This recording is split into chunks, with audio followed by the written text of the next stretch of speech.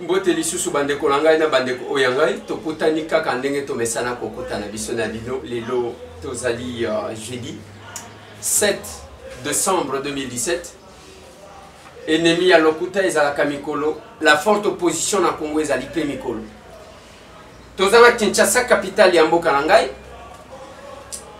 Tokotala makambo ndenge kosalema. Bino pe bokozela topesa bino nini ekoleka. Mboka ba crise. Kuna na Lubero batu bakufi lisusu lobi pona bataki. Tension, crise na assemblée provinciale ya Lomami oyo entre l'exécutif provincial na bango bakoyo kanate na minute tokoloba oyo Shadari Ramazani a invité ba maire nyoso awana Kinshasa bona ba solo la na bango kopesa bango masolo nini orientation nini. Ce sont des choses qu'il faut vérifier.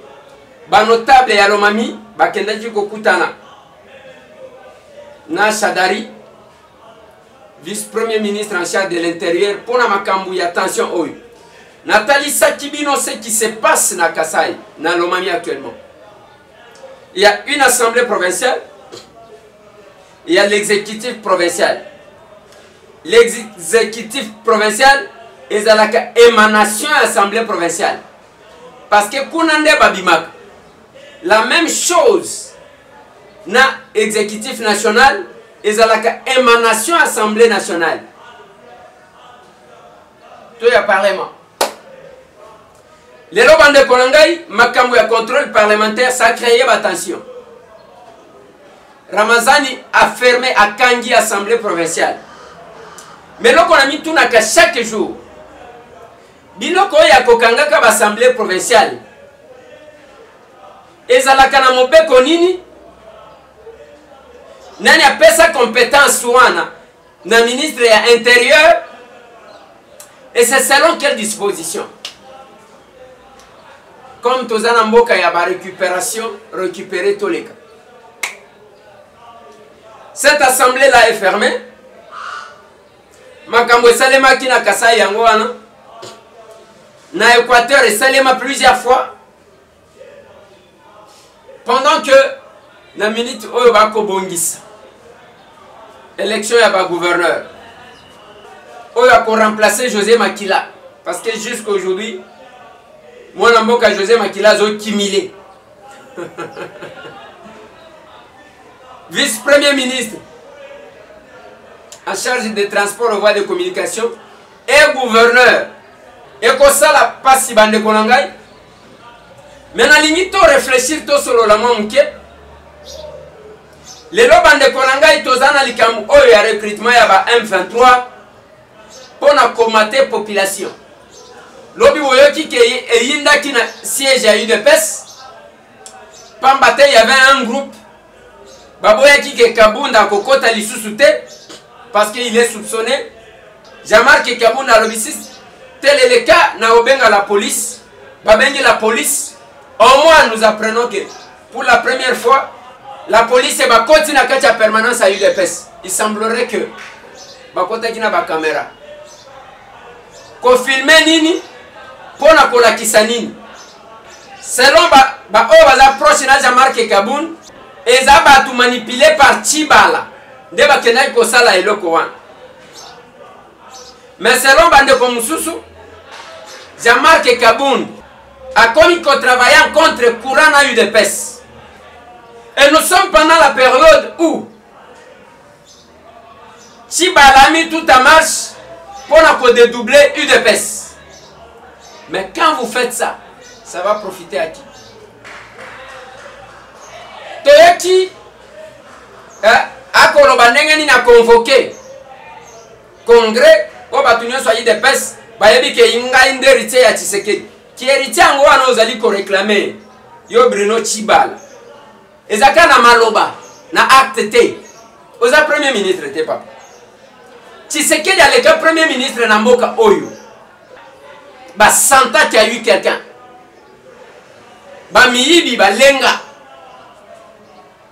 Dollar oyo mi kitela yango moko. Mais yo qui héritier na yo ka ya autant de fois ya prison to ya munoko. Okei ba matete a kotambola komi na ba supermarché ba filma kayo. Makamongo komonela na kimukolo o eza problème. Okomi kuna na kisenso ba yebiote. Eza nani? Honorable, honorable te. Ok na changu pona ko la kisabatuke, y a pas question de marche.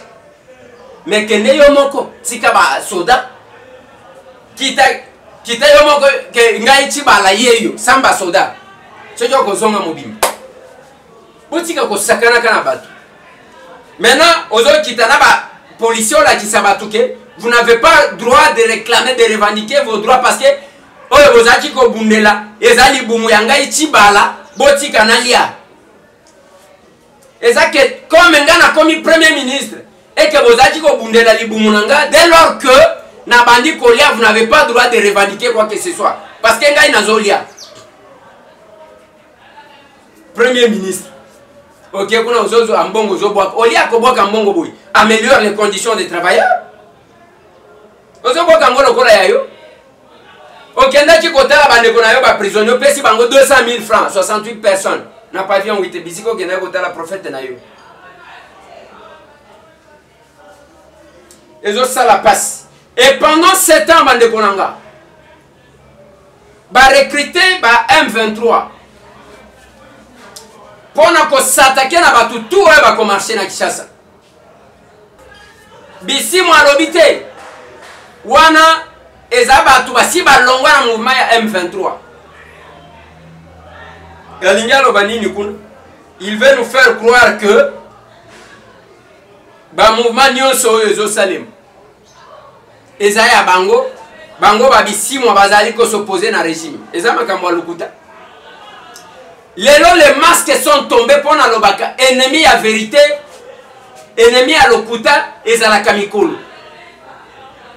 Ennemi à lokuta ezaka mikolo. M23 bomema ki manduki ke bozo bundisa régime ya Kinshasa. Lelo bake ba recruter bino pour que boya ko boma batu awa.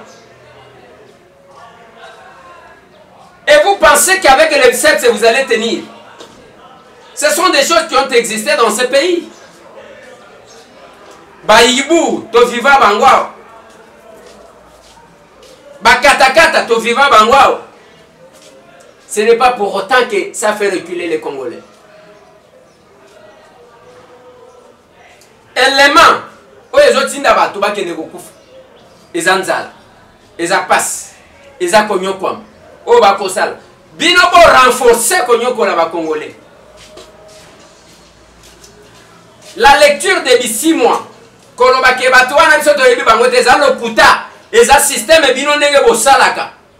Bobimana bazamba na bino wana masisi botika kamutu. Toyebi ba mutebusi de. Toyebi ba Laurent Kunda te. Toyebi ba Makenga ba Bosco Tanganda toyebi bango te. Botika kamutu moko. Elero makamuna bino ya M23. Ezawana e utawa bina CNDP de. CNDP utawa bina RCD de. Voilà. C'est la même chose. Mais vous devez savoir que biso to décida qui pas seulement que tokenda ki poto bisika ba invita ki biso et pas maman Blandi Maleko Kleber na mobali nae mes séances auto copé sa merci mais to longwe toke Afrique et to lobby bon il faut ce que ba koko ba sangana beaucoup découvrir nani to kutana ki nae tango yaki kotika biso na aéroport après rencontre ya munene toza wapi beaucoup découvrir ceux qui tokenda ki wapi pendant que bato ba loba pia pia atiki les 30 akei ceux qui ngeni o atiki Daniel c'est qu'on atiki les 30 les londe bozon di makena sala ka quelque chose si y a une manifestation nazali su collaboter nazali su mutu anerte moni lokuta ane ya identification yango ane bani koko ya muke muketi ya ba oyo ono ya koma ba ibaka mbongo ya batu ono ya koma ba lukaka kozwa ka basi abatu nyusu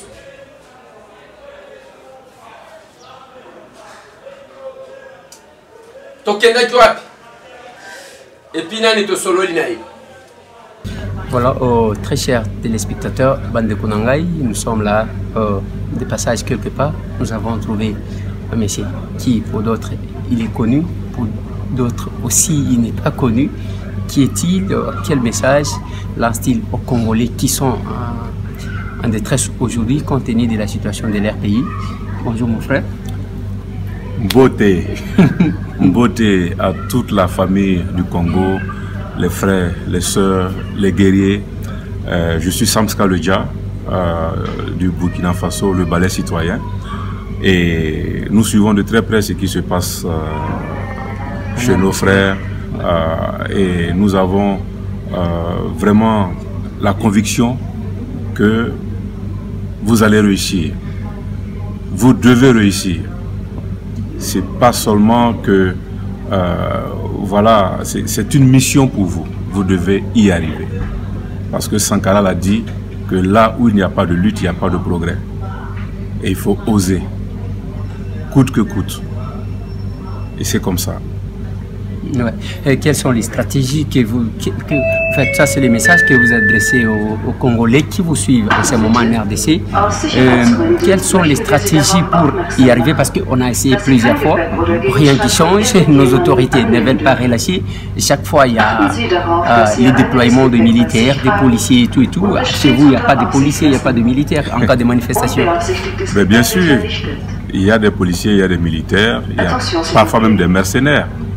Mais devant la détermination d'un peuple, il n'y a aucune force qui peut tenir. Et je vais citer encore Thomas Sankara qui dit qu'une jeunesse mobilisée est plus qu'une bombe atomique. Donc stratégiquement, toute lutte est une question de rapport de force. Et ça, il faut en être conscient. Moi, j'ai peur, tu as peur, tout le monde a peur. Mais une fois qu'on se met ensemble, ça fait qu'on devient plus fort. Comme le ballet citoyen le dit, notre nombre est notre force. Donc, une des stratégies qui est très simple, mais peut-être difficile pour certaines personnes, c'est la stratégie des fourmis maillans. Vous connaissez les fourmis maillans dans les forêts équatoriales. C'est des fourmis guerrières, c'est des fourmis soldates. Et quand elles sortent, c'est en nombre. Et même quand il y a un éléphant, là où il y a les fourmis maillans, ben, l'éléphant est obligé de fuir. Donc la stratégie des fourmis maillans, c'est quoi? C'est tout le monde dehors, partout et en même temps. Donc si le peuple est partout dans la rue, dans tout le pays, le militaire qui veut taper ou qui veut tirer, il va réfléchir par 10 fois avant de le faire. Parce qu'aujourd'hui, vous avez toutes les caméras du monde entier, vous avez des téléphones portables pour filmer. Il faut justement lutter pour que les institutions internationales, les mouvements de défense des droits de l'homme suivent de très près tout ce qui se passe. Parce que la dictature, c'est fini. Cette époque-là, c'est une génération androïde, comme on dit. Les jeunes rêvent, les jeunes aspirent à des choses meilleures. Les jeunes veulent voir autre chose. Quand je pense au Congo, toutes les richesses du Congo, et avec toute cette misère qu'il y a, c'est incroyable. Mais vous avez des chefs d'État qui disent qu'ils se battent pour leur peuple. Mais au finish, vous avez un peuple que vous mettez, que vous gardez dans la misère. Mais c'est pour qui vous vous battez réellement. Donc quand on voit tout ça, les jeunes aujourd'hui, ils voyagent, ils regardent la télé, ils ont Internet.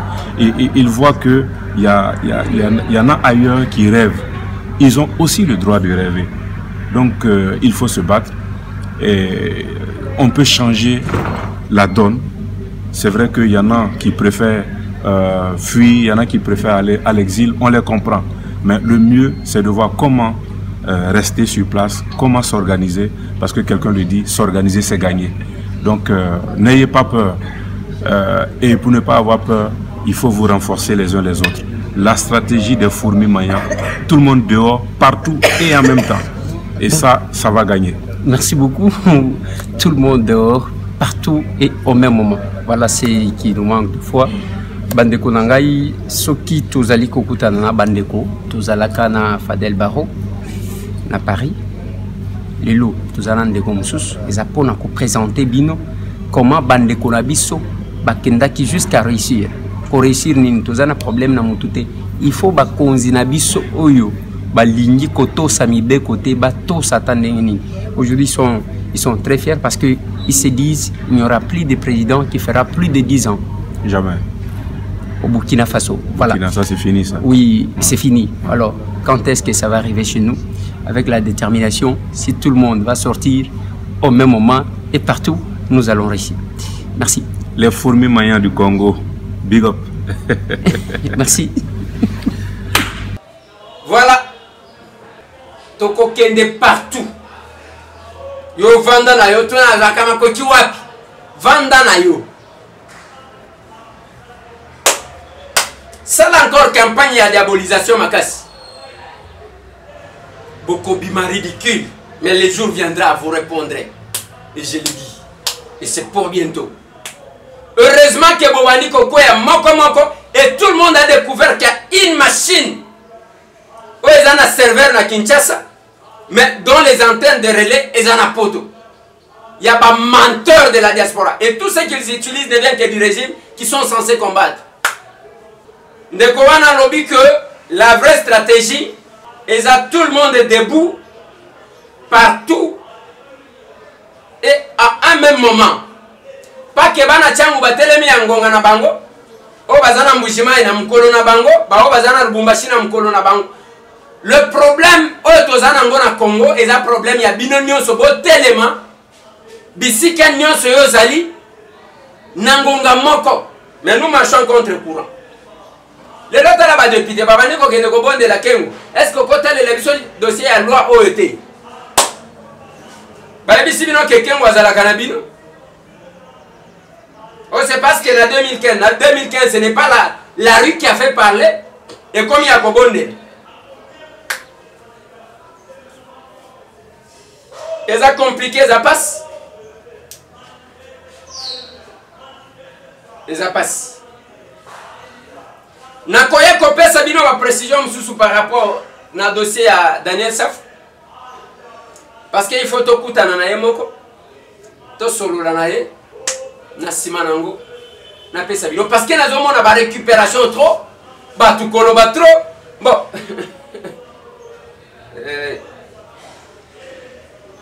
On va y arriver. Merci Nabino Nyon surtout. Bana Basel. En attendant que Tokutanona Daniel Safou, mais ana Jekoko Mulumba. Au Pazaya na Katiaboloko. L'isolo a Jekoko Zobeta na Kinshasa. Parce que ils ont considéré un dossier sensible. Kobete la batu maboko. Ko taxer batu de n'importe qui. Bozo tindika bango. Binon. Yo, Zaboye, na mutuni na voyagaka. Mutwaza na régime. Mutwazo combattre le régime. Azo voyager. Azo ken. J'ai Koko voyager. Les loba kangiye. Debo reconnaître et qui parle de Jekoko Moulou. Barobi outrage au chef de l'État parce que bakuta ki message na WhatsApp. Mais botinda ye na juge naturel na ye. Bokotika ye te na servi de renseignement. Jusqu'où? Bakene ba sambisa ye batala. Qu'est-ce qui s'est passé? J'ai Koko Moulumba lelo. Azabisika zawana. Et généralement ils la kandengwa. Bakolobela likama mutu. Un jour, 2 jours, babosani. Ba inspecteur. Hein? Ba juge de touche, ba telemiwana, bango bazakana thermomètre ya koyeba bato. Ouais, omoni wana, asa suspect, batinda kaye, asala kaboy. Et puis comment elonyangwa mutozolo baki bako filer yé, pe bako tinde les bato. Il ne représente aucun danger pour ce régime. Bien au contraire, mutuna bango serva akabango. Mais il y a mi pesa ka moi pour mon kobo. Les lois c'est Koko est là. Jomi Tobo Sanat. Mouyambo Tobo Sana parce que toi aussi Tobo Sani. Franck et Diongo, je l'ai trouvé là. Tobo Sana. Je l'ai trouvé, il n'a rien à frigo na azane lo kwa koliate. Merci na de komo kwa mwasi. Apesa kingambongo moko na ya kopesa Franck et Diongo $100 na Suisse. Yaba kimbongo na yo. Ils ont commandé dans quelques minutes. C'est bien bon de critiquer Yakoloba. Mais tant que nous avons dit qu'il a la charge. La charge à Bandekonaye.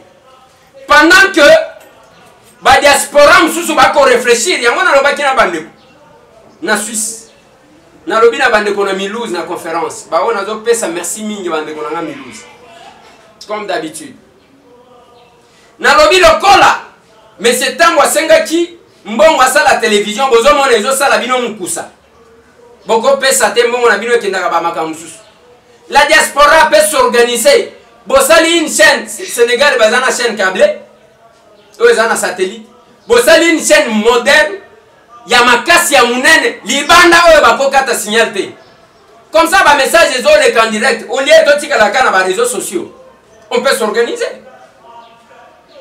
chaîne angwe za combien bosali une chaîne et salemi lokola ba Afrique 24 ba Burkina be bazana ba chaîne ba biso tozana chaîne na plan wana te basali angwe za libanda régime oyo kozala na emprise na ngota na moi dire si ça peut se faire ainsi voilà les idées.